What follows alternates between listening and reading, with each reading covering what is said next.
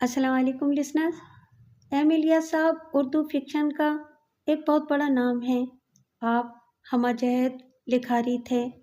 माशरती novel हों या पुरस्कार, आपको हर दो सिन्फ में अवामी पजीराई हासिल रही। अब तक आपने इनकी पुरस्कार कहानियाँ सुनी थीं। आज मैं इनकी एक मोरल कहानी आपसे शेयर कर रही हूँ। उम्मीद है ये भी आपको ज़रूर पसंद आएगी। तो आइए सुनते हैं एम इलियास की मोरल स्टोरी, जिसका उन्वान है यकीन। हम सब पर जैसे कोई बिजली सी आ गिरी थी। हम में से किसी ने ख्वाब में भी नहीं सोचा था कि इतना बड़ा सानेहा हो जाएगा जो हमें दहला कर रख देगा और गम के पहाड़ एक एक करके टूट पड़ेंगे। मैं घर में अपने वालिद की अचानक मौत पर सबसे ज़्यादा परेशान था, क्योंकि घर का तमाम बोझ मेरे कंधों पर आ पड़ा था, जो किसी चट्टान से कम भारी न था। इस वक्त मेरी उम्र ही क्या थी। मैं नहीं जानता था कि परेशानी क्या होती है, मसाइल क्या होते हैं। जिंदगी बेफिक्री और सुकून से गुजर रही थी। मेरी दो जवान बहनें थीं। बड़ी बहन का रिश्ता खानदान से बाहर तय पा चुका था। 3 महीने के बाद इसकी शादी होने वाली थी। मेरा कोई और भाई भी नहीं था जो ये बोझ उठाता और साथ देता। चाचा या मामू की हालत भी ऐसी न थी कि वो हमारी कफालत कर सकते। इनकी खुद गुजर बसर बमुश्किल हो पा रही थी। जो कुछ करना था वो मुझे ही करना था। मुझे एक सरकारी दफ्तर में मुलाजमत करते हुए अभी 1 महीना ही हुआ था।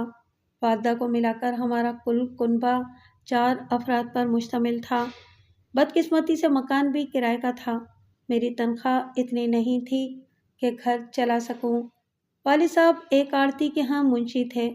अगर वो हयात होते तो हम दोनों की आमदनी में घर न सिर्फ अच्छी तरह चलता बल्कि खासी बचत भी हो जाती, क्योंकि वालिद साहब पार्ट टाइम भी किया करते थे और रात 10-11 बजे घर लौटते थे। वो दौर बड़ी सादगी और किनात का था। एक दूसरे से सबकत ले जाने और नुमाइशी जिंदगी का मुजाहिरा न होता था। झोपड़ी में रहकर महलों के ख्वाब न देखे जाते थे। हलाल रिस्क की बड़ी कदर थी। 2 वक्त की रोटी इज्जत से मिल जाती तो बारगाहे इलाही में शुक्र बजा लाते खुश रहते थे। दूसरे दिन मेरे अरबी के उस्ताद मौलाना अब्दुल बारी साहब वाली साहब की वफात पर ताज़ियत करने के लिए घर तशरीफ़ लाए। वो इंतकाल के दिन किसी काम से बाहर गए हुए थे, इसलिए इन्हें मेरे वालिद की रहलत की खबर न हो सकी थी। मैंने इन्हें अपने घरेलू हालात से आगाह किया और अपनी परेशानी के बारे में बताया। वो मेरी बातें बड़े गौर से सुनते रहे। जब मैं इन्हें अपना सारा दुखड़ा सुना चुका तो वो बोले, सफ़र बेटे, तुम्हारे मसाइल और परेशानियाँ बड़ी आसानी से दूर हो सकती हैं। इस कदर फिक्रमंद होने की तो कोई ज़रूरत ही नहीं। मैं इनकी बात सुनकर दिल में बहुत खुश हुआ। एकदम मेरे आसाब फूल की तरह हल्के हो गए। ये वाहिद शख्स थे जिन्होंने मेरी दिलजोई की और दिलासा दिया। मैंने सोचा कि शायद वो किसी मुखय्यर शख्स से मुझे माली इमदाद दिलवाएंगे। वो साहिब हैसियत घरानों में जाकर इनके बच्चों को कुरान पाक पढ़ाते थे। शायद वो किसी से मेरी सिफारिश करेंगे। मैंने पुरिश्तियाक लहजे में पूछा, वो कैसे? वो ऐसे कि तुम सिर्फ और सिर्फ अल्लाह की ज़ात पर तवक्कुल करो बेटे। उन्होंने जो जवाब दिया, इसे सुनकर मेरा दिल बुझ गया, चेहरा उतर गया। उन्होंने मेरा बुशरा जैसे भांप लिया। वो बोले, देखो बेटे, अल्लाह अपने इन बंदों को कभी मायूस और नामुराद नहीं करता है, जो सिर्फ इससे मांगते और इस पर तवक्कुल करते हैं, इसके आगे हाथ फैलाते हैं। जो शख्स बंदों पर भरोसा करता है, इससे उम्मीदें बांध लेता है, इसे कुछ नहीं मिलता। मैं ऐसी बातें मौलवियों से 1000 बार सुन चुका था, फिर भी मैंने बुझे हुए लहजे में कहा, मैं आपके इरशाद पर कारबंद रहने की हर मुमकिन कोशिश करूँगा, मगर ये तवक्कुल गैर मुतसलसल होना चाहिए। और नासिहाना अंदाज में बोले, इसके साथ तुम सब्र शुक्र और नमाज का दामन मजबूती से थाम लो तो अल्लाह तुम पर और फजल करेगा। मैंने इनकी नसीहत गिरह में बांध ली। यूँ भी अल्लाह पर तवक्कुल के सिवा कोई चारा भी नहीं था। बहन की शादी के अखराजात पूरे होने का दूर दूर तक कोई इम्कान नज़र नहीं आता था। रिश्तेदारों से किसी किस्म के ताउन और मदद की ज़रा भर उम्मीद नहीं थी। ان سے تو توقع رکھنا ہی فضول تھا، کیونکہ انہوں نے ملنا جلنا اسی لیے تک کر دیا تھا کہ ہم سوالی نہ بن جائیں۔ شادی کی تاریخ 2 مہینے آگے بڑھ گئی تھی، اس لیے کہ شادی والدہ کی عدت کے بعد ہی ہو سکتی تھی۔ جیسے جیسے شادی کے دن قریب آ رہے تھے، ویسے ویسے میری فکر اور پریشانیوں میں اضافہ ہوتا جا رہا تھا۔ والدہ کی عدت ختم ہونے کے 5 دن بعد لڑکے کے والد ہمارے ہاں آئے۔ میں ایک بات بتانا تو بھول ہی گیا کہ میری والدہ بہن کی شادی کے سلسلے میں ذرا بھر بھی پریشان نہیں تھیں۔ وہ مجھے پریشان دیکھ کر کہتی تھیں، بیٹے تم فکر مند کیوں ہوتے ہو؟ اللہ بڑا کارساز ہے، مسبب الاسباب ہے۔ لڑکے کے والد کو دیکھ کر میں نے دل میں سوچا کہ ان سے شادی کے لیے 1 سال کی مہلت لے لوں گا۔ جب میں نے ان سے شادی کے لیے 1 سال کی مہلت مانگی تو انہوں نے بڑی حیرت سے پوچھا، وہ کس لیے؟ اس لیے کہ حالات اجازت نہیں دے رہے ہیں۔ 1 برس کی مہلت مل جائے گی تو اس کے اندر ہم تیاری کر لیں گے۔ اگر 1 سال میں بھی تم تیاری نہ کر سکے تو کیا کرو گے؟ مزید 1 سال کی مہلت مانگو گے؟ وہ بڑے نرم اور محبت بھرے لہجے میں بولے۔ جی نہیں، میں نے بڑے اعتماد سے کہا، اللہ نے چاہا تو 1 سال کے اندر اندر ہم کسی نہ کسی طرح تیاری کر لیں گے۔ تمہاری جو آمدنی ہے اسے سامنے رکھتے ہوئے تم 30 برس میں بھی کچھ نہیں کر سکتے، کیونکہ یہ 150 روپے کی تو بات نہیں ہے۔ کیوں؟ انہوں نے یہ بات غلط نہیں کہی تھی۔ ان کی بات سن کر میری گردن جھک گئی، جیسے میں نے اعتراف کیا ہو۔ پھر بھی میں نے کمزور لہجے میں کہا، آپ سچ فرماتے ہیں، لیکن کوشش تو کرنے دیں۔ میں یہاں اس لیے حاضر ہوا ہوں کہ یہ میری بہن کا بیٹا ہے ساجد۔ وہ میری طرف متوجہ ہو کر بولے، اسے تم نے منگنی کے موقع پر ضرور دیکھا ہوگا۔ اس کا اپنا چلتا ہوا کاروبار ہے۔ آپ لوگ پسند کریں تو اپنی چھوٹی بہن زینب کا رشتہ دے دیں اور ان دونوں بہنوں کی شادی ایک ہی دن اور ایک ساتھ کر دیں۔ اس طرح خرچہ خاصا کم ہوگا۔ آپ لوگ ایک بڑے پد سے سبکدوش بھی ہو جائیں گے۔ ان کی بات سن کر مجھے ایسا لگا جیسے میں کوئی خواب دیکھ رہا ہوں۔ رب العزت نے بن مانگے ایک بہت اچھا رشتہ بھیج دیا تھا۔ ایسے رشتے تو خام میں بھی نہیں ملتے۔ اللہ کا جتنا شکر ادا کیا جائے کم تھا۔ میرا دل خوشی سے بھر گیا۔ بھائی صاحب، رشتہ تو بہت اچھا ہے، امی نے ممنونیت سے کہا۔ آپ نے ہماری بچی کو اس لائق سمجھا؟ پہلے بڑی بچی کی شادی تو ہونے دیں۔ دونوں بچیوں کی شادی ایک ساتھ کرنے میں حرجی کیا ہے؟ اس طرح دونوں فرض بیک وقت ادا ہو جائیں گے اور آپ کے سر سے بوجھ بھی اتر جائے گا۔ انہوں نے جواب دیا، ہمارے حالات کیا ہیں، آپ سے کیا چھپانا؟ ایک بہن کی شادی کے لیے ہی سازگار نہیں ہے، اسی لیے تو آپ سے مہلت مانگ رہے ہیں۔ یہ آپ کا خلوص اور محبت ہے کہ دونوں بہنوں کی شادی ایک ساتھ چاہتے ہیں۔ آپ کی اس خواہش کا ہم دل سے احترام کرتے ہیں، لیکن ہمارے لیے یہ ناممکن ہے۔ میں نے معذرت کی۔ مجھے اس بات کا اندازہ ہے کہ آپ لوگ کن حالات سے دوچار ہیں، لیکن آپ شادی کے اخراجات کی بالکل پرواہ نہ کریں۔ وہ امی سے کہنے لگے، آپ دونوں بچیوں کو ایک جوڑے میں رخصت کر دیں تو مجھے کوئی اعتراض نہ ہوگا، لیکن میں جانتا ہوں کہ دنیا والوں کی خاطر کچھ نہ کچھ خرچ کرنا پڑتا ہے۔ دیکھیں، زینت اور زینب میری بیٹیوں کی طرح ہیں۔ آپ کی عزت میری عزت ہے۔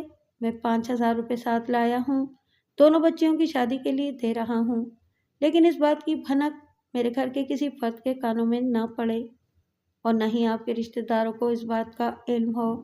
یہ راز ہم تینوں کے درمیان رہے گا۔ کل میری بہن اور بھانجیاں آ کر زینب کی بات پکی کر جائیں گی۔ اتنا کہہ کر انہوں نے ایک لفافہ میری طرف بڑھایا جس میں 5000 روپے کی رقم موجود تھی۔ ان کے جانے کے بعد میری والدہ سجدے میں گر پڑیں۔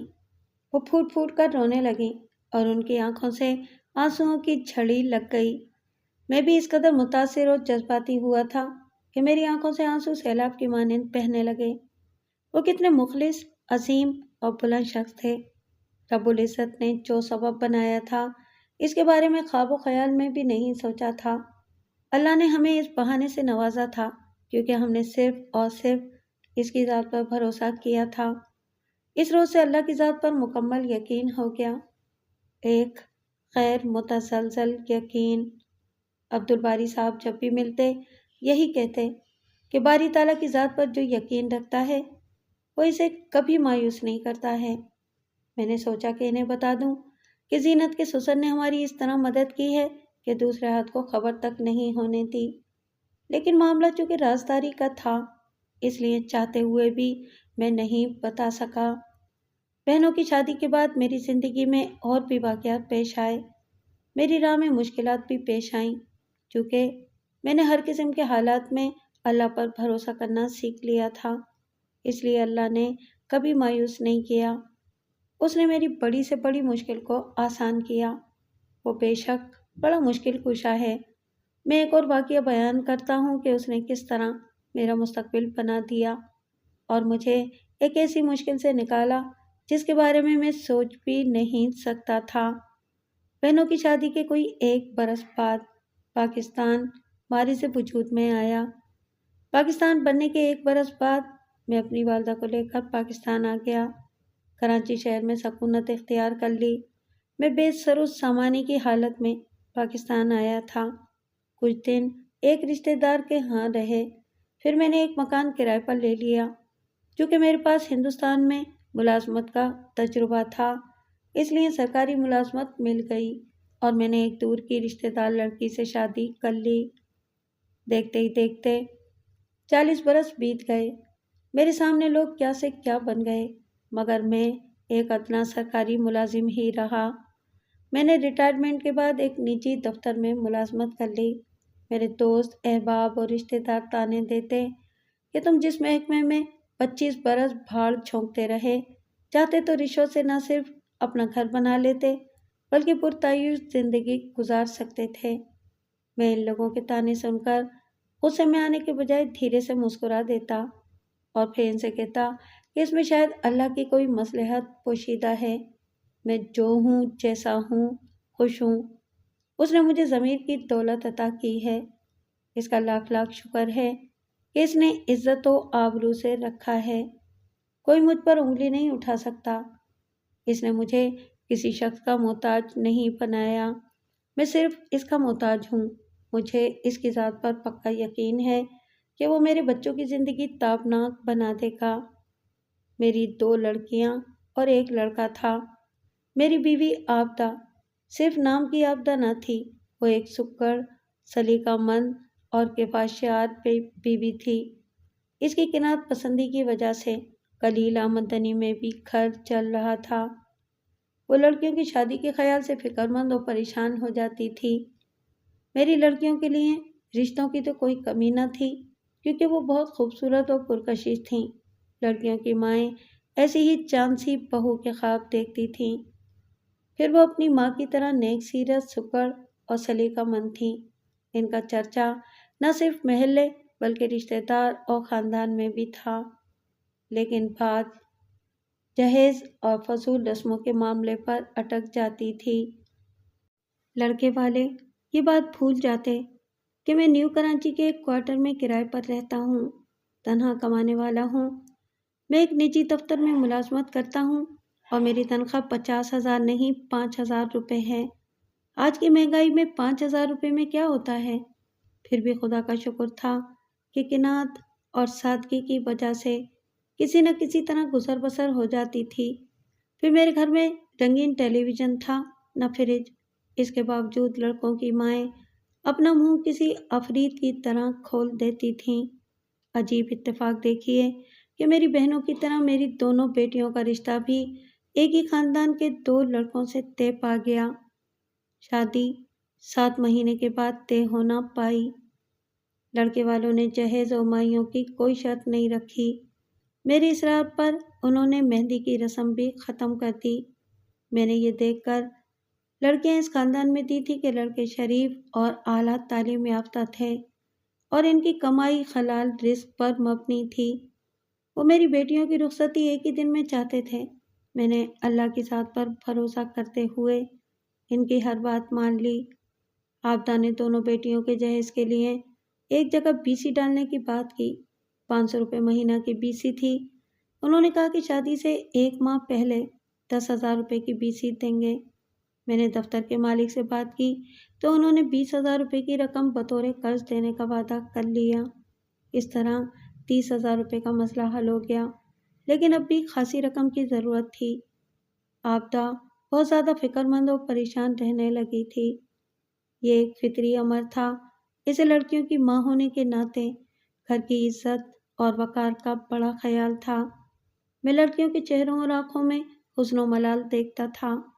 وہ بڑی حساس طبیعت کی مالک تھیں۔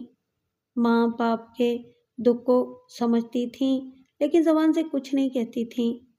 ایک روز مجھے دفتر سے آنے کے بعد ایک مڑا توڑا کاغذ ملا۔ میں نے اٹھا کر دیکھا تو اس پر بڑی بیٹی بطول کی تحریر نظر آئی۔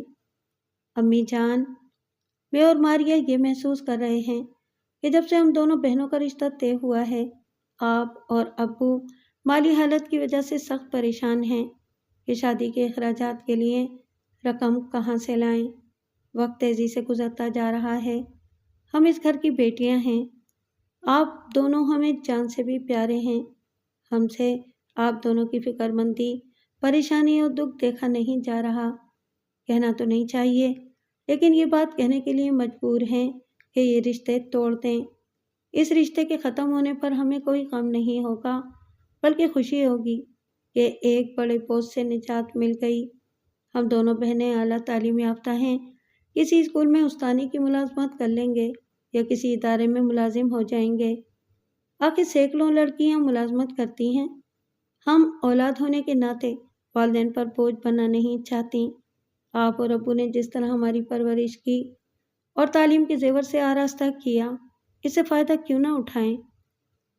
اگر کسی اسکول یا دفتر میں ہمارا ملازمت اختیار کرنا نامناسب ہے تو بھئی گھر میں سلائی کڑھائی کا کام شروع کیا جا سکتا ہے۔ ہماری گلی کی کئی لڑکیاں گھروں میں سلائی کا کام کرتی ہیں اور ہر ماہ ایک معقول رقم حاصل کر لیتی ہیں۔ ہماری یہ تحریر ابو کو نہ دکھائیں اور نہ ہی ان سے اس موضوع پر کوئی بات کریں۔ آپ کی بیٹیاں بطول، صابرہ۔ یہ خط پڑھ کر میں آپ دیدہ ہو گیا۔ مسجد میں عشاء کی نماز کے بعد اللہ کو یاد کر کے خوب رویا۔ میری لڑکیاں کتنی حساس اور حقیقت پسند تھیں۔ آبدہ نے اس موضوع پر مجھ سے کوئی بات کی اور نہ ہی میں نے ظاہر ہونے دیا کہ میں نے خط پڑھ لیا ہے۔ جب میں رات سونے کے لیے دراز ہوتا تو آبدہ پوچھتی، اتنی بڑی رقم کا بندوبست کیسے اور کہاں سے ہوگا؟ کیا آپ کوشش کر رہے ہیں؟ وہ راتوں کو سوتے ہوئے اچانک بیدار ہو جاتی اور گھٹ گھٹ کر رونے لگتی۔ مجھے بیدار کر کے کہتی، آپ کو ذرا بھر فکر نہیں، آپ گھوڑے بیچ کر سو جاتے ہیں۔ آخر یہ شادی کیسے ہوگی؟ سوچ سوچ کر مجھے اختلاج ہونے لگتا ہے۔ میں اسے دلاسا دیتا اور سمجھاتا، اللہ کی بندی تم آرام سے سو جاؤ، کسی بات کی فکر مت کرو، ہم نے اللہ پر توکل کیا ہے، اب وہی اس کے اسباب بنائے گا۔ وہ آسمان پر جوڑے بناتا ہے تو دنیا میں انہیں رخصت کرنا بھی اس کی ذمہ داری ہے۔ اللہ پر جو بھروسہ کرتا ہے وہ اسے کبھی مایوس نہیں کرتا۔ مایوسی کفر ہے، اس نے چاہا تو سب کام بخیر و خوبی انجام پا جائیں گے۔ میرے دفتر میں کئی لوگ ہر مہینے انعامی بونڈ کی پرچیاں خریدتے تھے۔ ان کے کبھی چھوٹے بڑے انعام نکل آتے تھے۔ یہ ایک وبا کی صورت اختیار کر گئی تھی۔ لوگ پرچیاں خرید کر تباہ ہو رہے تھے۔ بہت کم لوگوں کی قسمت یاوری کرتی تھی۔ دفتر کے ساتھی مجھے مشورہ دیتے کہ میں بھی ہر مہینے 200-300 روپے کی پرچیاں خرید کر اپنی قسمت آزمائی کروں، کیا پتا کوئی بڑا انعام نکل آئے۔ اس طرح بچیوں کی شادیاں بڑی دھوم دھام سے ہو جائیں گی اور تمام مسئلے چٹکی بجاتے حل ہو جائیں گے۔ میں ان لوگوں سے کہتا کہ مجھے ان پرچیوں پر نہیں، اللہ پر بھروسہ ہے۔ میں کوئی ایسا کام کرنا نہیں چاہتا جو غلط اور غیر شرعی ہو۔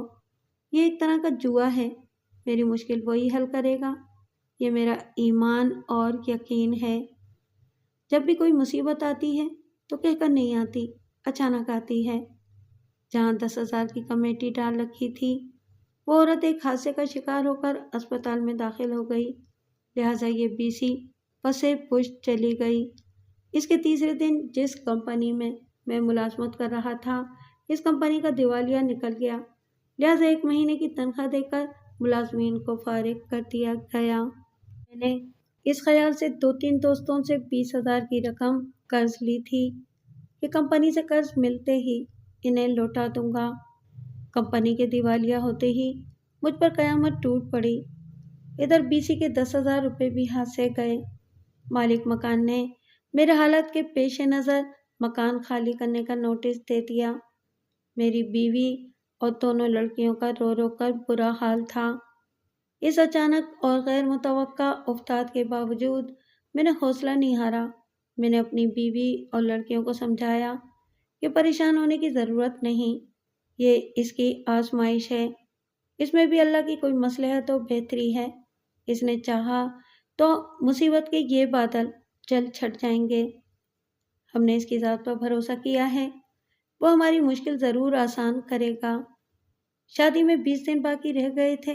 میں دن رات دوڑ دھوپ کر رہا تھا کہ کہیں سے اتنی رقم کا بندوبست ہو جائے کہ کسی طرح شادی کے فرض سے تو سبکدوش ہو جاؤں، لیکن ایسی کوئی صورت دور دور تک نظر نہیں آ رہی تھی۔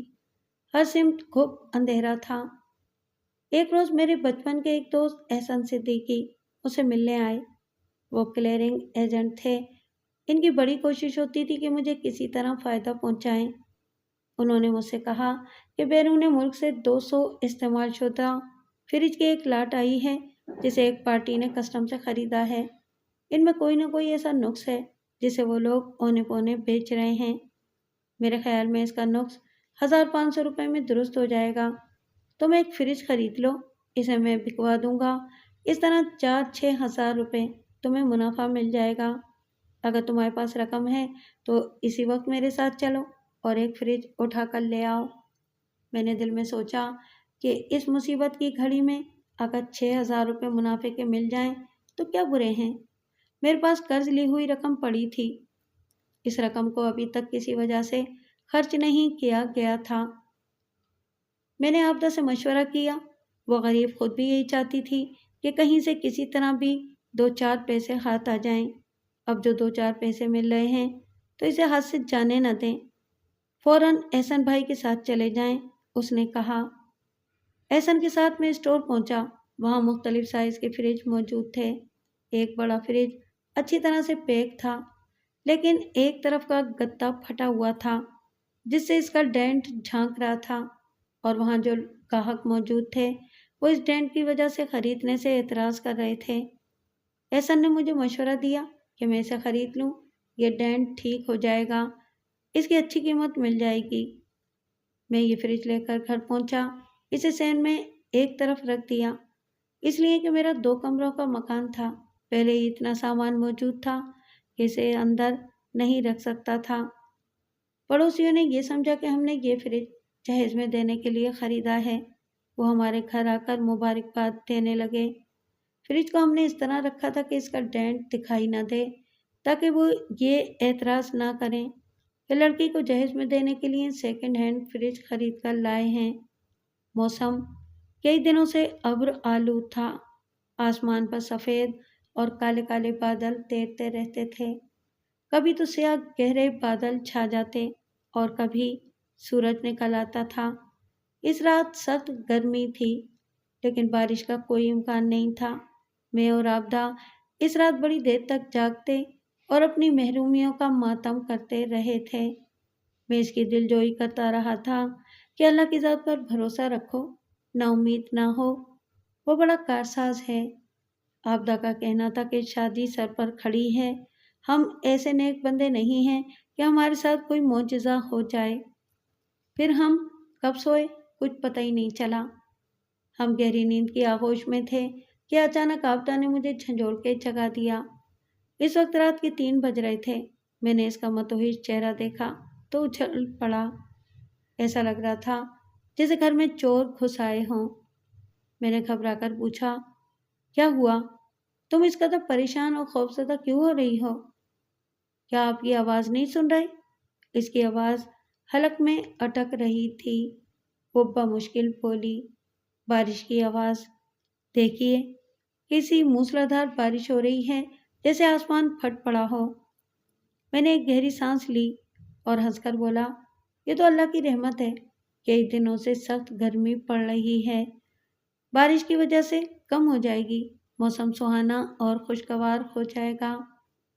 इस वक्त बारिश सहमत बनी हुई है। बाहर फ्रिज बारिश में भीग रहा है। इसे जल्दी से अंदर लाएं, नहीं तो वो पानी से खराब हो जाएगा। क्या कहा फ्रिज? मैं इस तरह उछल पड़ा जैसे सर पर हथौड़ा पड़ा हो। मैं फौरन बिस्तर से निकला और दरवाज़ा खोलकर सैन में आया तो देखा कि फ्रिज मूसलाधार बारिश में नहा रहा है। फ्रिज खासा बड़ा और नहायत भारी था। मैं इसे अपनी जगह से हिला तो सकता था, उठा नहीं सकता था। इसे अंदर लाने की ज़रूरत थी। मैंने अपने बच्चों को जगाया। जब फ्रिज के पास पहुंचे तो मैंने देखा कि फ्रिज बारिश में पूरी तरह भीग चुका है। इसकी पैकिंग का बेड़ा गर्क हो चुका था। गत्ते का कार्टन भीग कर फट चुका था। फ्रिज का ये हशर देखकर मेरी आंखों में आंसू आ गए। आपदा का चेहरा सफ़ेद पड़ता चला गया। इसकी हालत मुर्दे से भी बदतर हो रही थी। लड़कियों के चेहरे फुक हो गए थे। उन्होंने भी गहरा असर लिया था। इनकी आंखें छलक पड़ी थीं। कहाँ तो 5-6 हज़ार रुपये का फ़ायदा सोचा था और कहाँ हज़ारों की रकम का नुकसान हो गया था। मुफलिसी में आटा गीला हो गया था। लेने के देने पड़ गए थे। हमने जल्दी से एक कमरे का सामान एक तरफ करके फ्रिज को कमरे में लाकर रखा। फ्रिज चूँकि बहुत भारी था, इसलिए इसे उठाते उठाते हम भी बारिश में भीग गए। हम सब ने जल्दी से कपड़े तब्दील किए। मैं इस कमरे में आकर कुर्सी पर गमगीन सा बैठ गया जिसमें फ्रिज रखा था। सोचों में डूब गया कि अब क्या होगा। दिल की हालत गैर होने लगी। आपदा भी सामने वाली कुर्सी पर आ बैठी थी। वो सिसकियाँ भरने लगी थी। मैंने तसल्ली का एक लफ्ज़ भी नहीं कहा। मैं चाहता था कि वो दिल भर के रो ले ताकि सारी भड़ास निकल जाए। थोड़ी देर के बाद जब आपदा के आंसू थमे तो वो ज़ख्म खोलता लहजे में बोली, अल्लाह मियाँ, आखिर हमें किन गुनाहों की सज़ा दे रहा है? हो सकता है हमसे नादानिस्तगी में कोई गुनाह सरज़द हो गया होगा, किसी की दिल आज़ारी हो गई होगी। मैंने दिल गिरफ्तार लहजे में जवाब दिया, हमने कभी किसी का बुरा नहीं चाहा, किसी को धोखा नहीं दिया, हराम का नहीं खाया। फिर ये सब कुछ किस लिए हो रहा है? शायद अल्लाह को हम लोगों की आजमाइश मंजूर हो। मैंने इसके रुखसारों पर ढलकते आंसू पोंछे। दुआ करो कि हम साबित कदमी का मुजाहरा करें और साबित कदमी का दामन हाथ से न छोड़ें, शिकवा और नाशुक्री न करें। आप हमेशा से ये कहते आए हैं कि अल्लाह बड़ा मुसब्बिबुल असबाब है। आपदा ने सिसकते हुए कहा, लड़कियों की शादी सर पर है और मुश्किल कम होने की बजाय बढ़ रही है। इतनी रुकावटें कदम कदम पर खड़ी हो रही हैं। मुझे ऐसा लग रहा है कि शादी नहीं हो पाएगी। अल्लाह को क्या हमारा इम्तहान इसी वक्त लेना था? हर बात में इसकी कोई मसलहत होती है। एक तरह से मैंने इसे ही नहीं अपने आप को भी तसल्ली दी। शायद इसमें इसकी कोई बेहतरी हो। बस अब झूठी तसल्लियाँ देते रहें। वो अपने चेहरे को दुपट्टे से ढांक कर रोने लगी। फ्रिज को इस कमरे में लाने के बाद मेरा बेटा और लड़कियां इसके ऊपर का कार्टन जो भीग चुका था सैन में एक तरफ फेंक कर फ्रिज को कपड़े से साफ करने लगे।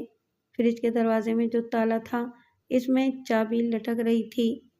मेरा बेटा नतीम फ्रिज का दरवाज़ा खोलने लगा तो मेरी बेटी ने इसे डांटा, मगर वो शरीर अपनी हरकत से बाज नहीं आया। इसने मौका पाकर चाबी घुमा दी और दरवाज़ा खोल लिया। फिर फ्रीज़र का दरवाज़ा खोलकर अंदर झांकने लगा। चंद लम्हों तक झांकता रहा, फिर एकदम पुर ही जान लहजे में चीखा, अम्मी, अब्बू, इधर आएं, देखें ये क्या है? फिर क्या कोई नई मुसीबत नाजिल हो गई? आपदा ने चेहरे से दुपट्टा हटाकर सख्त लहजे में कहा, इस मनहूस फ्रिज को गली में ले जाकर फेंक दो।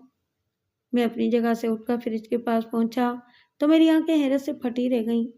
मुझे अपनी नज़रों पर यकीन नहीं आया। यूँ लगा जैसे कोई बहुत ही सुहाना ख्वाब देख रहा हूँ। मुझ पर एक लम्हे के लिए सख्ता सा छा गया। मैं दम बखुद खड़ा अंदर झांक रहा था। मेरी अकल काम नहीं कर रही थी। इसमें सोने की 20 अदद सलाखें और नोटों की गड्डियाँ पॉलीथीन की थैलियों में पैक की हुई रखी थीं। हर सलाख 10 तोले की थी। پھر میں نے نوٹوں کی گڈیاں دیکھیں، یہ بھی 20 عدد تھیں۔ 10 گڈیوں پر برٹش پاؤنڈ کی تھیں، 5 گڈیاں امریکی ڈالر کی اور 5 گڈیاں درہم کی تھیں۔ پھر ایک چرمی تھیلے میں زیورات موجود تھے۔ میں اور آبدہ فوراً ہی سجدے میں گر گئے اور پھوٹ پھوٹ کے رونے لگے۔ اللہ نے چھپر پھاڑ کے اتنا دے دیا تھا کہ سارے دل ادر ایک دم دور ہو گئے تھے۔ میں نے خواب میں بھی نہیں سوچا کہ وہ مجھے اس قدر عطا کرے گا۔